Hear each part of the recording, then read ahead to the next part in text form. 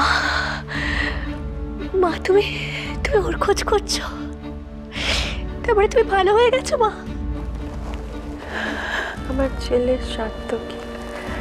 তোমার সব কিছু মনে পড়ে গেছে মা? ওরা ওকে নিয়ে গেছে, ও আমাকে ডাকছিল, আমি চাই। না মা, যেও না মা, যেও না। তোমার সব মনে পড়ে গেছে, আমার আর কোনো ভাবনা নেই। এবার দেখো আমি ওদের কি অবস্থা করি। আমাকে আর কেউ আটকে রাখতে পারবে না এবার। ওরা কারা? কাদের কথা বলছো তুমি? মা, আমি তোমায় পরে সব বলবো। এখন তুমি আমার সঙ্গে এসো, চলো। না, তুমি কোথায় নিয়ে যাচ্ছ আমাকে? আমি যে বললাম সার্থকীর কাছে যাব। হ্যাঁ মা, তুমি যাবে তো, নিশ্চয়ই যাবে, আমি নিয়ে যাবো তোমাকে। কিন্তু এখন আমার কথা শোনো মা, আমার সঙ্গে চলো তুমি। আমাকে ওই ছোট্ট মেয়েটা ও বললো আমার ছেলে সার্থকী। হ্যাঁ মা, ঠিক বলেছে, তোমার ছেলে সার্থকী।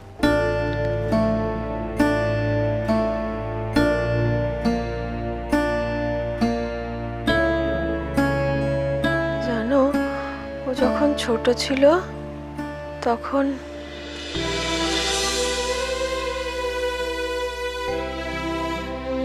কতদিন দেখি না,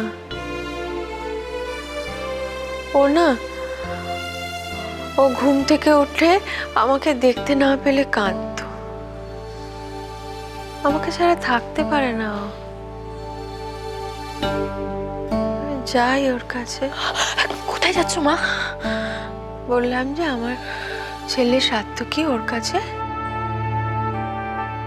কি করে বলবো মা তোমায় আমি? ও তো ঘরে নেই, ওকে যে পুলিশ অ্যারেস্ট করে নিয়ে গেছে। তুমি আমাকে আটকাচ্ছ কেন? কেন যেতে দিচ্ছ না ওর কাছে? মা, এখন গেলে যে ওর ঘুম ভেঙে যাবে মা। ও ও ঘুমোচ্ছে? হ্যাঁ মা, ওর ঘুম ভাঙানোটা কি এখন ঠিক হবে? না, ঠিক হবে না। তুমি সত্যি কথা বলছো আমায়? ঠিক বলছো? হ্যাঁ হ্যাঁ মা, সত্যি বলছি। আমি আমি কখনো মিথ্যে বলতে পারি তোমায়?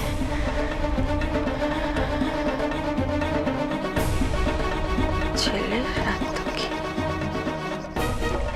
হ্যাঁ মা, তোমার ছেলে। হ্যাঁ, তোমার ছেলে। এখন এখন তুমি চলো আমার সঙ্গে মা। ওরা যদি দেখে ফেলে না, তাহলে সর্বনাশ হয়ে যাবে মা। আমার কথাটা শোনো মা, চলো আমার সাথে। হ্যাঁ, এসো, চলো।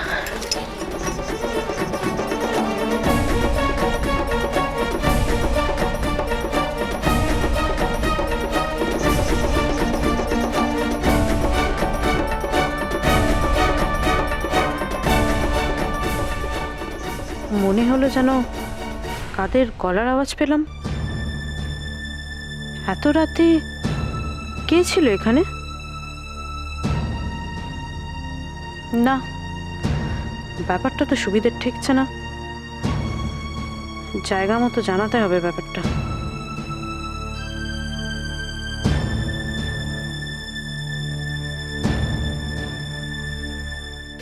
ছোট বৌদি,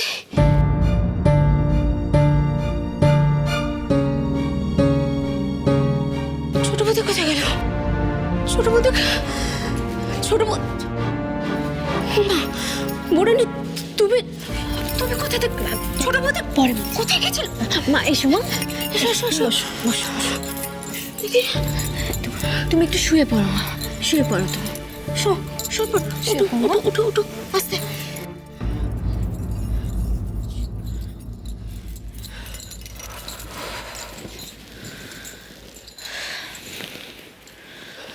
কি হলো? তুমি বলে না কোথায় গেছিল? ড্রয়িং রুমে চলে গেছিল মা।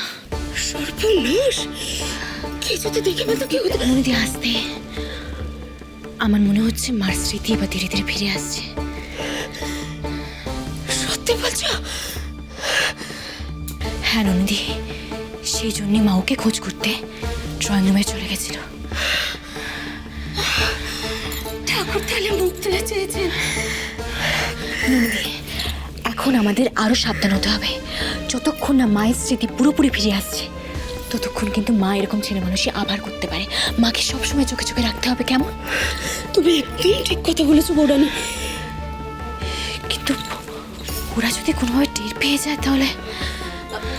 না না বৌরানী, এরকম ভুল আমার আর কখনো হবে না গো। আসলে আসলে সারাদিনের কাজের পরে কখন যে একটু ঘুমিয়ে পড়েছিলাম। তোমারই বা কি দোষ নদী?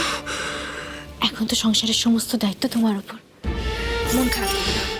যেটা হবার সেটা হয়ে গেছে, এবার থেকে আরো সাবধান হও। এখন কিন্তু মায়ের জীবনটা তোমার হাতে নন্দী।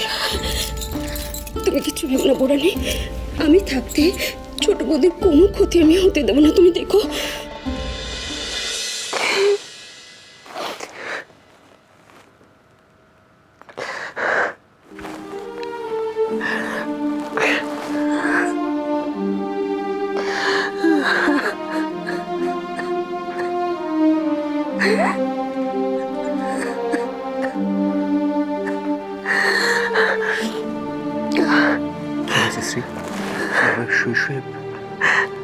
আমি এসব সহ্য করতে পারছি না পার্থ।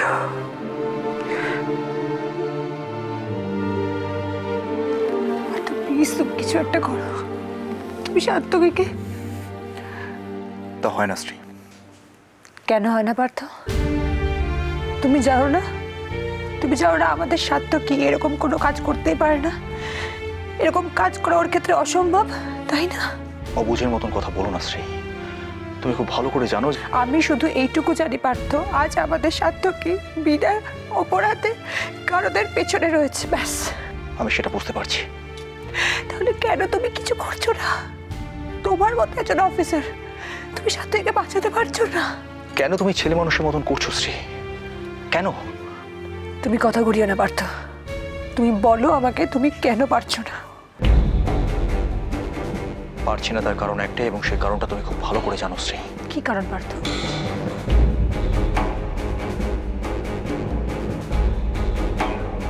আইনের কাছে আমার হাত বাঁধা। তার মানে যারা অন্যায় করে যাবে তারা চিরটাকাল নিরাপদে বাইরে ঘুরে বেড়াবে, তাই তো? তোমাদের আইন এতটা অসহায় পার্থ? আইন সবার জন্য সমান শ্রী, আইন কারোর একার নয়। তাহলে কেন আজ সার্থকীকে এত বড় একটা অপবাদ নিয়ে জেলের ভেতরে রাত কাটাতে হবে পার্থ? দেখো শ্রী, সার্থকী একটা খুব বড় ষড়যন্ত্রের শিকার, এবং এত বড় একটা ষড়যন্ত্রের হাত থেকে ওকে মুক্ত করতে গেলে আমার একটু সময় দরকার। প্লিজ শ্রী, সেই সময়টুকু আমাকে তুমি দাও প্লিজ। আমি আমি আমার তরফ থেকে যথাসম্ভব চেষ্টা করছি শ্রী। প্লিজ পার্থ, কিছু একটা করো। আমি আর ভাবতে পারছি না, আমি আর ভাবতে পারছি না। সিচুয়েশন এখন আমাদের কন্ট্রোলে আছে নীল, কিন্তু মেইন দুটো প্রবলেম রয়েই যাচ্ছে, এটা খেয়াল করেছো? আপনি ওই কনক আর ইন্দিরা চৌধুরীর কথা বলছেন, তাই তো? এক্স্যাক্টলি। একটা কথা জেনে রাখো, সার্থকীর জেলে যাওয়া আর কোম্পানি আমাদের হাতে চলে আসা, দুটোর একটা সিচুয়েশনও কিন্তু কনক এমনি এমনি ছেড়ে দেবে না। ম্যাডাম জি, আপনি শুধু শুধু ওকে এত ভয় পাচ্ছে। ও একা কি করতে পারবে বলুন তো আমাদের? বাজে কথা কম বলো। তুমি আগে দেখেছো, খুব ভালো করেই দেখেছো যে ডেসপারেট হয়ে গেলে কনক কি করতে পারে। ম্যাডাম জি, আপনি বোধহয় ভুলে যাচ্ছেন, তখন কনক একা ছিল না। কনকের সাথে ওই ঝিলমিল ছিল, আর ওই ঝিলমিলই কিন্তু আমাদেরকে নাস্তা নাবুদ করে ছেড়েছে। হ্যাঁ, সেটা অবশ্য ভুল বলনি। এখন আর যাই হোক, ওই ঝিলমিল কিন্তু কোনোভাবেই এ বাড়িতে আর ফেরত আসবে না। তবুও আমি কোনো চান্স নিতে চাই না নীল। শেষ মুহূর্তে গিয়ে একটা মরণ কামড় কিন্তু কনক একাই নিতে পারে। তার জন্য তো আপনার হাতেও একটা মহা অস্ত্র আছে, আগে ভাগেই তার ইউজ করুন না। তুমি কি মাহির কথা বলছো? এক্স্যাক্টলি। নীল, আমি কি করব না করব সেটা আমি খুব ভালো করে জানি। তুমি না ভাবলেও চলবে। তোমাকে যেটা বলেছি তুমি আগে সেটা রেডি করো। কাল সকালে চায়ের টেবিলে আমি একটা ধামাকা চাই, বুঝেছো? ওসব আপনি চিন্তা করবেন না ম্যাডাম জি। আমি যে হ্যালো